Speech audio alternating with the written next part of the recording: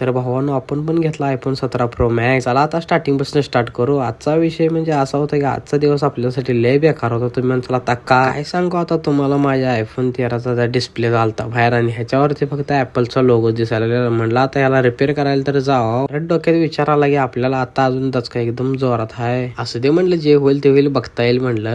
Apple care वाल्याकडे आल्यावर हे लागलाय ना आम्हाला ज्ञान पाजायला, असं होईल तसं होईल. म्हणलं जा लई छान आहेस, तुला आम्हाला शिकवू नको. ह्याचं होतं सगळं डुप्लिकेट शॉप. म्हणताना म्हणलं आता ह्याच्यावर काय विश्वास ठेवायला नको ना, आपण घेऊ आता नवीन मोबाईल घ्यायचं म्हणून आम्ही आलतो इकडे मॉलमध्ये. आणि मॉलमध्ये आल्यावरती इथे मुलकाची गर्दी होती. असू दे म्हणलं. इथं आल्या मी पहिला प्राइस बघितली आणि प्राइस बघितल्यानंतर ना माझ्या सगळ्या डोक्यातनं ना अंगातनं मुंग्याच यायला लागल्या. म्हणलं यायला एवढा पैसा ह्याच्यात घालवून करायचं काय आपण. असू दे म्हणलं जरा ह्याचा कॅमेरा टेस्टिंग केलं आपलं. आणि आम्ही परत म्हणलं तर जरा विचारू ह्यांनाच काय विषय आहे आयफोनचा. इथं एकच ओरिजिनल आयफोन केअर आहे म्हणून ह्याने आम्हाला सांगितलं. ठीक आहे म्हणून आम्ही यांच्याकडे त्यांचं लोकेशन वगैरे मागून घेतलं. आणि आता तुम्ही माणसाला तू या मॉल मधनं हेल्मेट का घालून फिरायला लागलायस. तर विषय असा होता की आपलं झालं 850+ फॉलोअर्स हो. आणि तर बघितलं म्हणजे अवघड होईल म्हटलं, कारण की आपले 850+ आहे. असू दे म्हणलं आता भावानं तुम्ही पण जाता फॉलो करा.